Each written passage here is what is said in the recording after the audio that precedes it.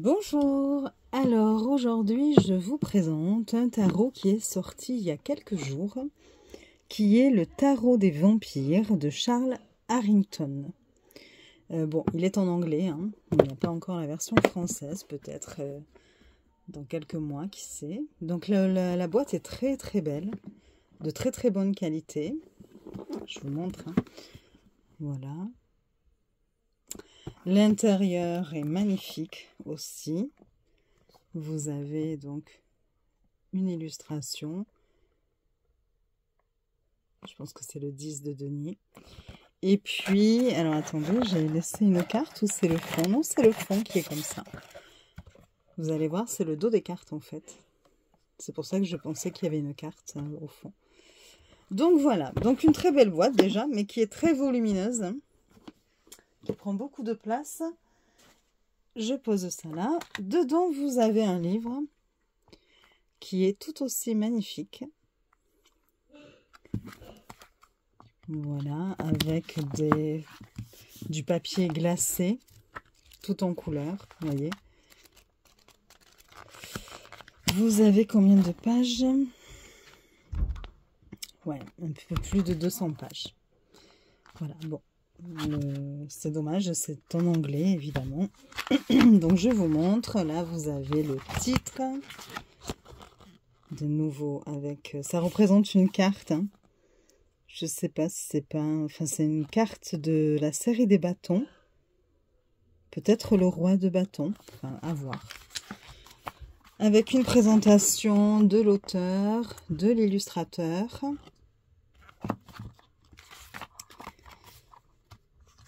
On nous parle des autres livres de Charles Harrington.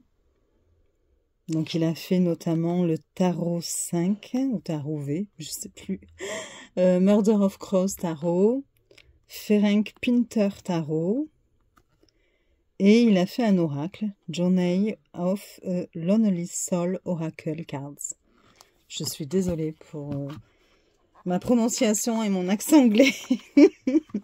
Alors voilà, donc là vous avez de nouveau, c'est aussi une carte.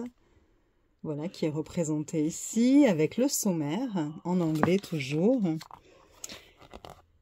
Pareil, je crois que là, ça c'est la carte du fou. Et puis on commence avec des petits chapitres d'introduction. Vous avez plusieurs chapitres, notamment sur les tirages, avant d'entrer dans l'interprétation des cartes. Alors, j'ai fait la traduction avec mon autre téléphone, avec Google Traduction évidemment. Donc là, par exemple, cela vous dit « Venez avec moi dans la nuit ». Vous avez toujours su qu'il existait un monde secret à côté du nôtre. Vous l'avez aperçu dans l'ombre. Vous avez entendu ses murmures dans l'air nocturne et ressenti son appel au plus profond de votre âme. Le soleil se couche sur le monde des mortels. Réveillez-vous dans la nuit du vampire. Au sein de ce jeu, vivants et morts-vivants mènent une danse éternelle, suspendue entre ciel et enfer. L'histoire du vampire, telle que racontée dans ces cartes, met en scène des êtres puissants qui luttent pour faire ce qui est juste dans un monde qui peut être sombre et terrifiant. Ceci est aussi votre histoire, et tout comme les enfants de la nuit, de nombreuses merveilles existent en vous. Tout ce qui sera découvert lorsque vous pourrez les voir vous-même en faisant effectivement, en utilisant ce tarot. Alors, donc ensuite, je vous dis juste quelques lignes hein, parce que sinon ça va être très très long. Donc après, vous avez à l'ombre du vent, dans l'ombre du vampire, donc toujours pareil, une illustration et encore un chapitre en anglais. Et donc là, il raconte un petit peu toutes les séries, les bouquins, les films célèbres qui ont pu être faits jusque-là sur les vampires. Donc par exemple, on nous parle en 1897, il y a eu le roman Dracula de Bram Stoker qui a terrifié le public britannique et américain avec son histoire d'un noble étranger qui apporte son mysticisme du vieux monde en Angleterre. Voilà, vous avez donc quelques références comme ceci. C'est quand même assez long, hein, d'ailleurs. Hein. C'est vrai qu'on a vu nous-mêmes de plus en plus de séries aussi au sujet des vampires, des séries assez célèbres comme True Blood, comme The Vampire Diaries, ou encore des films, des trilogies, même je crois même qu'il y en a plus de 3, je sais plus, comme Twilight, voilà, qui sont célèbres aujourd'hui. De nouveau, nous avons une jolie illustration, une carte, là encore.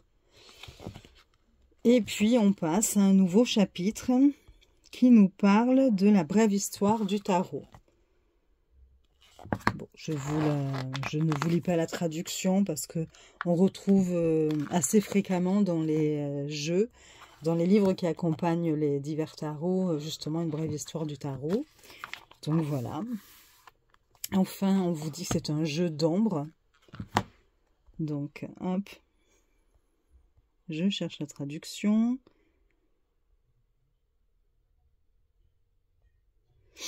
Alors, le tarot des vampires incorpore le puissant symbole du vampire moderne pour vous aider dans vos propres explorations. J'ai perdu ma page. Attendez. Oh là là. Alors, pas évident entre le livre, le portable. Bon, enfin. Alors, pour vous aider dans vos propres explorations des mystères de la vie et des questions sur votre avenir. Il fait partie de l'école de tarot Rider-Waite-Smith, la forme du jeu de tarot la plus courante dans le monde anglophone, et la signification de chacune des cartes coïncidera étroitement avec celle des jeux de ce type. Voilà, donc il est assez fidèle au niveau et des illustrations et des interprétations au tarot Rider-Waite-Smith. On vous parle ensuite des personnages de cour aussi. Donc les valets, les cavaliers, la reine et le roi. On vous explique les arcanes mineurs, les arcanes majeurs. Bon voilà, c'est un peu les bases du tarot qu'on vous redonne ici. Ensuite, on nous donne quelques conseils pour entrer dans la lecture d'un tirage. Donc voilà, par exemple, là on vous parle des cartes renversées. Bon. On vous dit un petit peu tout ce qu'on peut retrouver dans chaque bouquin, tenir un journal de tarot, faire du journalisme, du journaling, non, et pas du journalisme. Donc voilà, on vous parle des symboles, bon, voilà. Ensuite, on vous propose un rituel pour bénir votre nouveau jeu. Je ne vais pas vous traduire non plus, parce que si vous voulez acheter le jeu, c'est bien aussi d'avoir quelque chose à découvrir, quelques petites choses à voir aussi, c'est plus agréable, on va dire. Et puis, on rentre dans les tirages avec ce tarot, donc des tirages qui sont proposés. Donc, vous avez le tirage à 4 cartes. Donc là, on va vous dire, par exemple, la carte 1, la situation actuelle. La carte 2, quelle est la trajectoire actuelle de cette situation? Enfin là, c'était où en sont les choses actuellement? Quelle est la trajectoire de cette situation? Quel est le résultat le plus probable de cette situation? Et 4e carte, que pouvez-vous faire pour influencer cette situation pour votre plus grand bien? Voilà. Vous avez ensuite un tirage avec 7 cartes de proposer. Donc, passé, présent, le futur, l'action, l'environnement. Donc, ce qui peut impacter autour sur la situation. Le défi, donc les challenges à surmonter. Et le résultat. Voilà. Ensuite, vous avez un tirage lorsque vous avez un choix à faire. Et puis un dernier tirage, bon, pareil que je vous laisserai découvrir. Donc voilà, on vous parle du travail de l'ombre. Hein. Le grimoire de tirage ou d'interprétation. Et enfin, on vous parle des arcanes majeurs. Alors, je cherche ma petite traduction.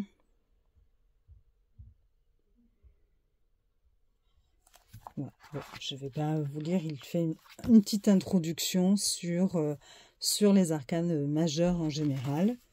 Et voilà, on entre dans le vif du sujet avec le fou. Donc à chaque fois, vous avez l'illustration en pleine page à gauche. Vous avez le titre, quelques lignes sur l'illustration. Donc voilà, pour vous expliquer un petit peu ce qu'elle représente. Et puis on vous dit ce que la carte incarne, qu'est-ce qu'elle indique, voilà. Et vous avez ensuite quelques lignes à la fin sur le sens renversé. Voilà, de la carte. Vous avez ça pour toutes les cartes, évidemment. Donc, pour les arcanes majeures, quand on arrive dans une suite pour les arcanes mineures, vous allez avoir pareil, quelques lignes d'abord générales sur la suite des bâtons.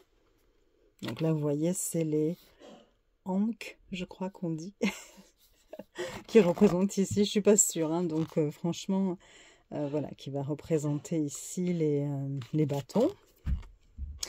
Et puis, ben, vous avez après la même chose que les arcanes majeures. Hein. La même longueur de texte, voilà. Donc, c'est quand même assez fourni. En plus, le livre est très agréable au toucher, très lumineux avec les illustrations, avec les couleurs. Donc, voilà. Et à la fin, vous avez une petite conclusion. Et pour écrire à l'auteur avec ses références, ses coordonnées, tout ça. Voilà, donc un très très joli livre. Hein. Donc voilà, on commence bien, beau coffret, beau livre. Et bien maintenant, on va regarder les cartes. Donc au niveau des cartes, le dos. Le dos est comme ceci. Vous avez une rose et un lys. Donc bon, sens renversé, c'est un petit peu plus compliqué, hein, si on se rappelle que le lys en principe est la tête en bas et la rose la tête en haut. Mais bon, voilà. Le dos est très joli. Les tranches sont neutres. Le format des cartes, je crois qu'elles sont un peu moins hautes que le format... Après, je peux peut-être me tromper, mais oui, vous voyez, légèrement moins haute qu'un tarot classique. Par contre, elles sont, alors attendez, hop, plus larges. Voilà. Au niveau de la qualité des cartes, elles sont quand même très souples. Voilà, je pense que ça doit être du 300 mg. Alors ça va, hein, j'ai vu bien pire, voilà, mais c'est pas du 350, ça c'est sûr. Donc, on va pouvoir regarder. Elle glisse bien, hein. Par contre, et même beaucoup, je dirais. Et on va pouvoir regarder les cartes. Alors, je vais vous dire un petit peu au fur et à mesure, en tout cas pour les arcanes majeures. On va peut-être pas faire pas tous les arcanes mineurs parce que sinon ça serait long, mais ce que cela peut représenter. Donc là, vous avez le fou. Et donc, l'auteur nous dit... Une jeune femme en promenade nocturne fait une rencontre fortuite avec un inconnu intrigant. Il lui offre une rose rouge sang et une soirée d'aventure insolite. Elle hésite un instant, se demandant si elle accepte. Voilà. Alors, je ne sais pas, vous avez peut-être le reflet de la lumière. C'est pas celle-ci qui reflète. C'est celle-là. Ah. Comme elles sont brillantes, c'est pas simple. Voilà. Oui, c'est compliqué. Hein. J'ai bien ce reflet. Est-ce que c'est ça? Ouais, j'ai l'impression que c'est ça qui reflète. Bon, voilà. Ensuite, vous avez le magicien. Voilà. Très jolie carte aussi.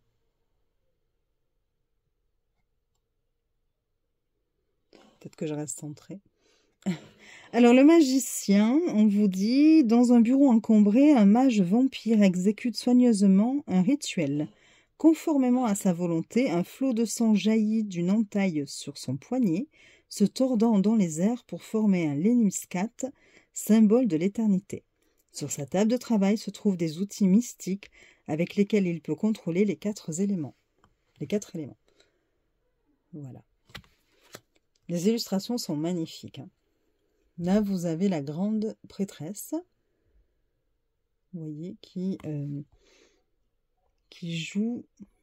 Alors, devant le voile des mystères, une prêtresse vampire évoque des visions du soleil et de la lune. Dans ses mains se trouvent deux cœurs, l'un enflammé par les rayons dorés du soleil et l'autre illuminé par la lueur argentée de la lune. Elle propose une initiation pour être purifiée par la lumière brûlante du jour et renouvelée par l'obscurité curative de la nuit. Voilà, elle joue avec les cœurs. Donc voilà. L'impératrice. Je crois que c'est une représentation de Lilith. Alors faites voir, hop. Dieu raconte que lorsque Lilith fut sortie d'Éden, elle trouva de nouveaux pouvoirs dans un lieu secret et devint la mère éternelle de toutes les créatures de la nuit. Les vampires croient qu'elle est la première du genre et offrent sa protection à ses enfants les plus précieux. Elle est très très belle cette carte. L'empereur. Alors que les cendres de son prédécesseur flottent autour de lui, le nouveau prince vampire reprend les symboles de sa fonction. Le sceptre qui affirme son pouvoir de gouverner et l'orbe qui évoque le règne des vampires sur la terre. Le pouvoir parmi les immortels doit être revendiqué puis défendu contre ses concurrents. Le prince est mort, vive le prince. Voilà. Le hiérophante. Très belle carte aussi. À l'extérieur d'une grande église, une statue de la Sainte Vierge garde la porte. Devant elle se trouvent de nombreuses offrandes faites par les fidèles. Un vase de roses et de lys indique qu'elle a des fidèles parmi les mortels et les immortels. La porte ouverte accueille tous les voyageurs.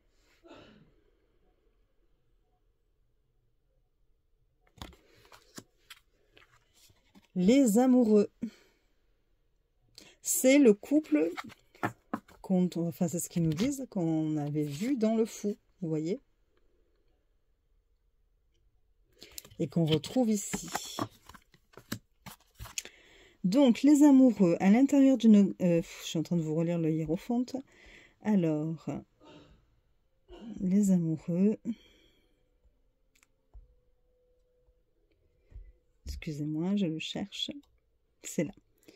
Les sentiments se sont approfondis pour le couple improbable que nous avions vu pour la première fois sur la carte du Fou.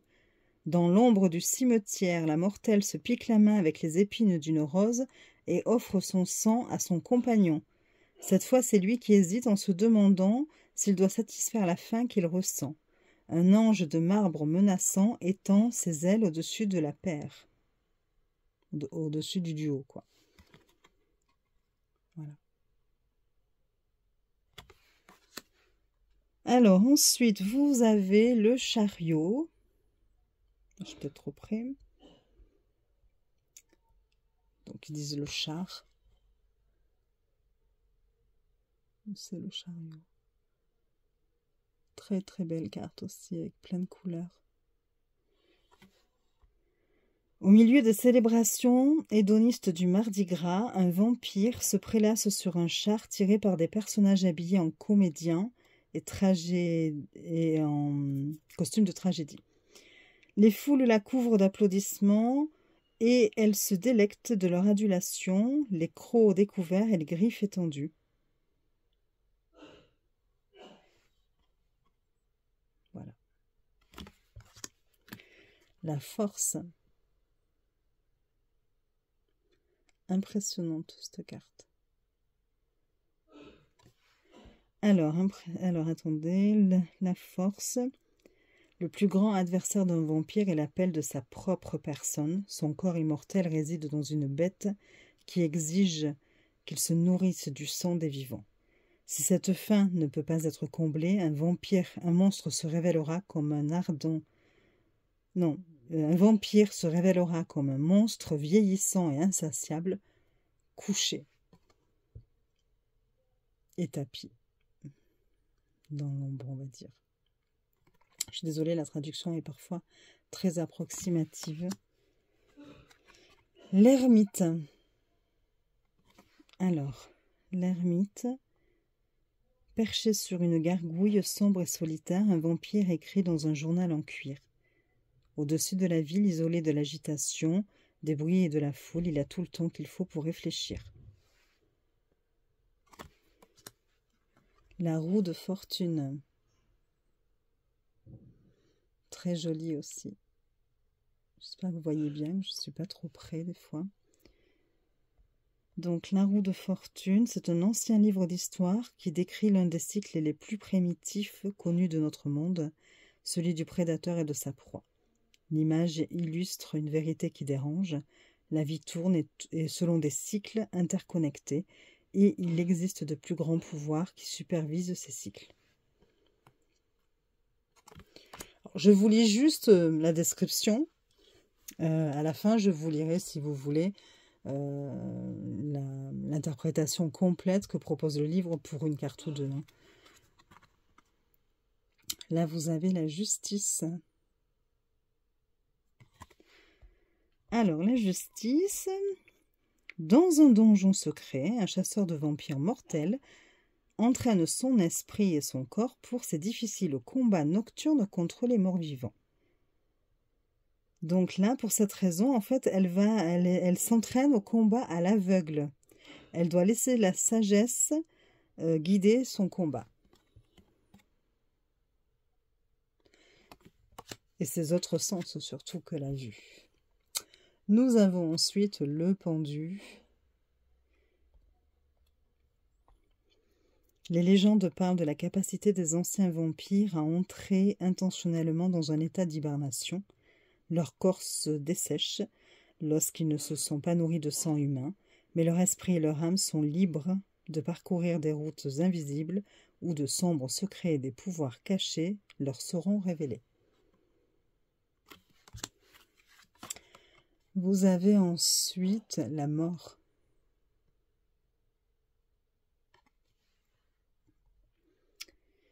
Et je me demande d'ailleurs si ce n'est pas le couple que l'on avait là et que l'on avait aussi dans les amoureux. Mais bon, je ne veux pas dire n'importe quoi. Voilà, dans les amoureux aussi. Je ne sais pas, peut-être. Alors, la jeune femme est allongée à plat ventre. Pas vraiment. Je sais pas pourquoi ils disent ça, mais bon, ça c'est la traduction. Sa force vitale l'a pratiquement quittée et bientôt son cœur cessera de battre. Mais au-dessus de ses lèvres, son compagnon vampire offre de précieuses gouttes de son propre sang surnaturel. Ce fluide vital contient la magie qui la conduira dans une nouvelle existence.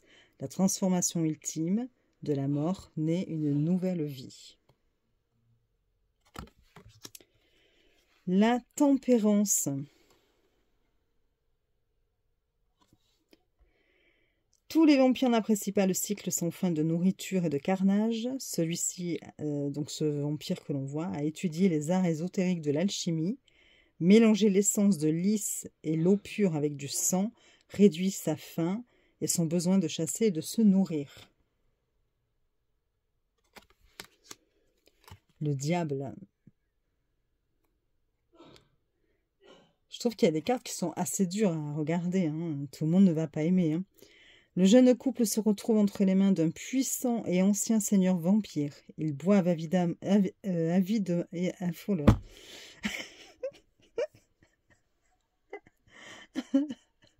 Avidement à ses poignets, ravi par la puissance de son sang. Elle se réjouit de sa victoire, sachant que son sang les a servis à sa volonté.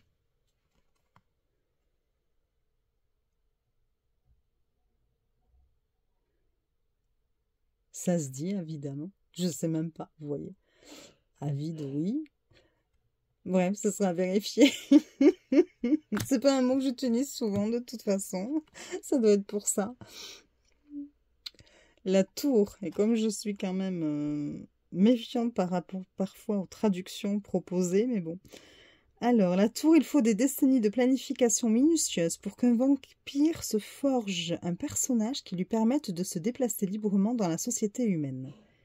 De la construction de son repère à la recherche des bons serviteurs, tout demande des efforts et de la réflexion. Et tout cela peut être perdu en une seule nuit d'incendie. La tour représente le moment où le jeu est terminé. Une foule de mortels s'est rassemblée autour d'un manoir déterminé à le détruire. J'ai ma chienne qui pleure parce qu'elle veut rentrer dans la pièce où je suis. Donc voilà. L'étoile. Très très belle carte aussi. Excusez-moi. Alors l'étoile. L'existence d'un vampire est bien plus qu'un cycle sans fin de chasse, d'alimentation, de mort et d'obscurité. Il y a aussi de la splendeur, de la beauté et du ravissement. Ici, un nouveau vampire teste ses pouvoirs épanouissants, lévitant au-dessus du monde pour nager dans une mer d'étoiles. L'étoile brillante qui brillait sur Lilith la baigne de sa lumière. La lune. J'adore cette carte. Alors, la lune, qu'est-ce qu'elle nous dit? Que c'est une créature mort-vivante menteuse qui se déguise en jolie jeune fille. Et avec sa beauté captivante, elle attire ses victimes dans une rivière ou un lac, puis les entraîne vers leur fin. Le soleil. Bon, clairement, là, on voit un mortel et un vampire. Poursuivi par un vampire, un mortel fait éruption par une fenêtre à la lumière du jour. La créature mort-vivante griffe sa proie en fuite, mais le soleil brûle sa chair impie et le renvoie ramper dans l'obscurité.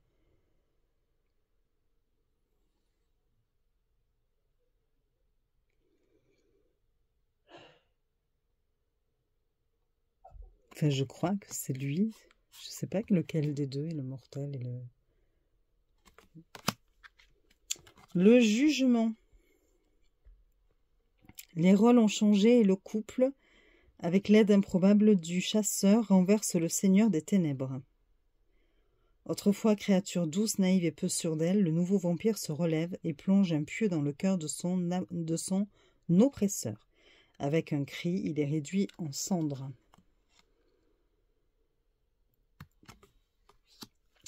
Et enfin, le monde.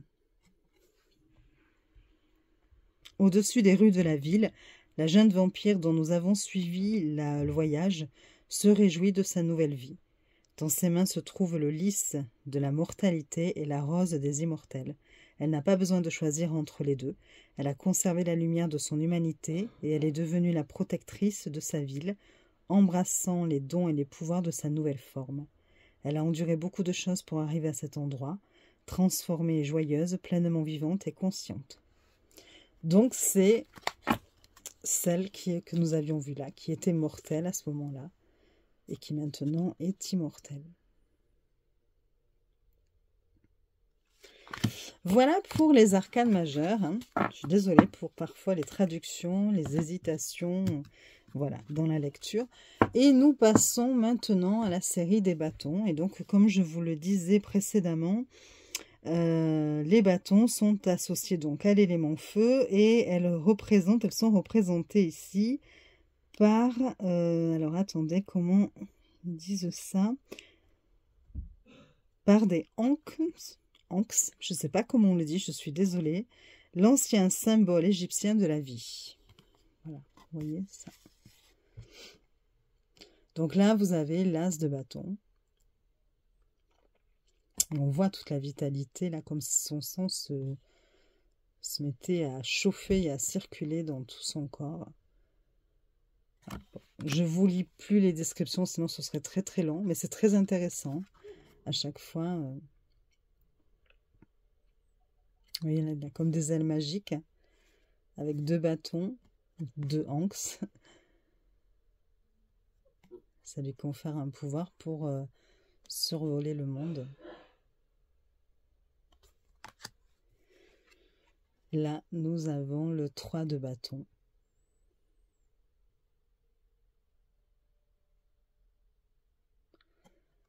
On a l'impression que l'encens vient hypnotiser, attirer ce jeune homme.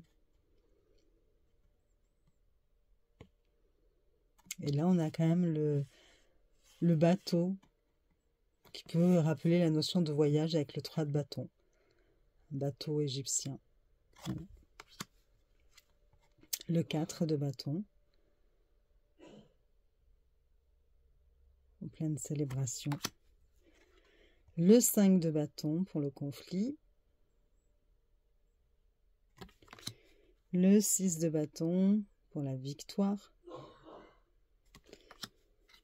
Le 7 de bâton. Le 8.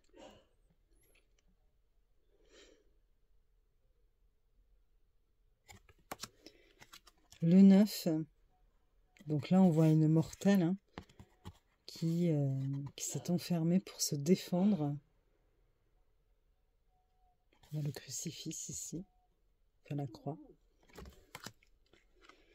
Et le 10 de bâton, avec l'idée de fardeau, hein, puisqu'il doit porter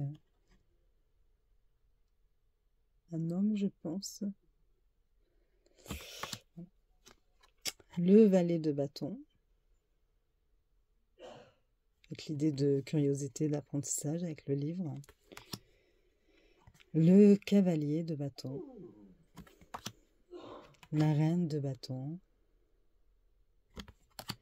et le roi de bâton. Donc vous voyez, c'était bien le roi de bâton sur la boîte, je crois que c'était. Je ne sais plus, sur le livre. Alors ensuite, on passe aux coupes. Vous avez l'as de coupe, le 2 de coupe, le 3. Donc vous voyez, c'est très fidèle au Rider-Waite-Smith. Hein. On retrouve bien ici l'idée de fête entre amis, de joie. Le 4 de coupe. Là aussi, en fait, il a misé sur la sécurité, s'est fait ses réserves. Mais il n'a pas l'air très heureux pour autant. Il regarde l'extérieur. Le 5. Avec l'idée de regret, de chagrin. Le 6. Elle est très jolie. J'aime beaucoup cette carte. Le 7 de coupe.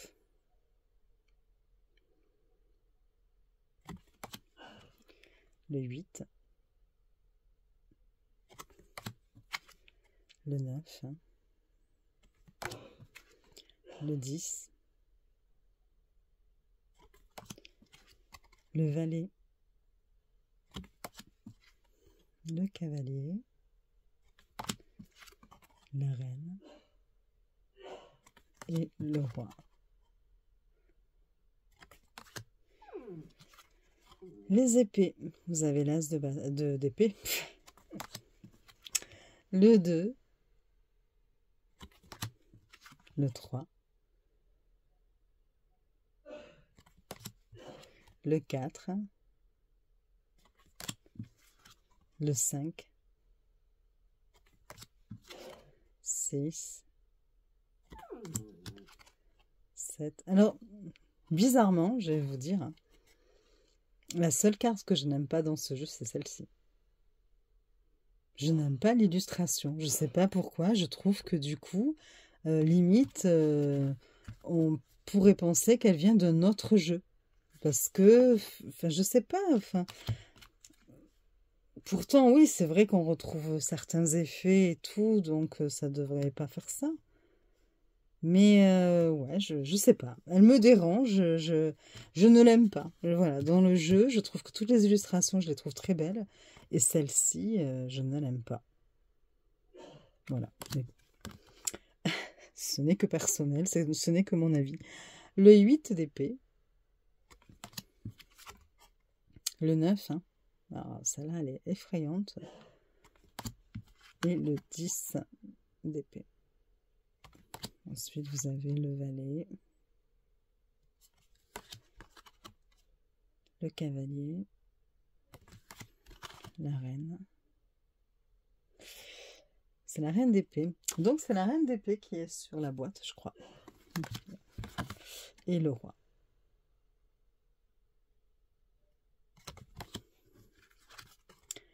les deniers. Donc là, on a un sceau de représenter. Je crois que j'avais lu, on me disait, enfin dans la traduction, que c'était le sceau. Alors attendez, je vais voir si je le retrouve. Voilà, c'est le sceau de l'ordre éternel. Le 2 de denier ou de pentacle. Le 3. 4. Le 5. Le 6. 7. 8. Qu'est-ce qu'elle est jolie celle-ci aussi. 9. 10. Le valet, le cavalier, la reine et le roi.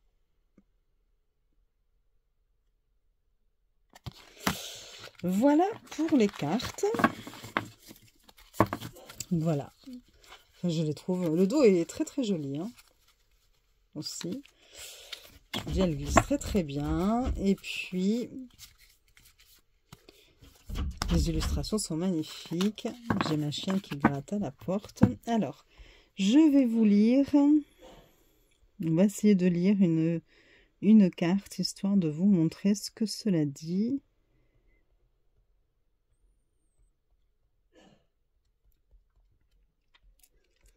Je cherche, hein, je suis désolée.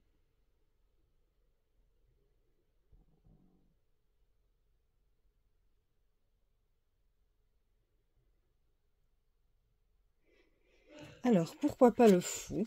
Parce que je la trouve super belle, cette carte. Qui nous dit?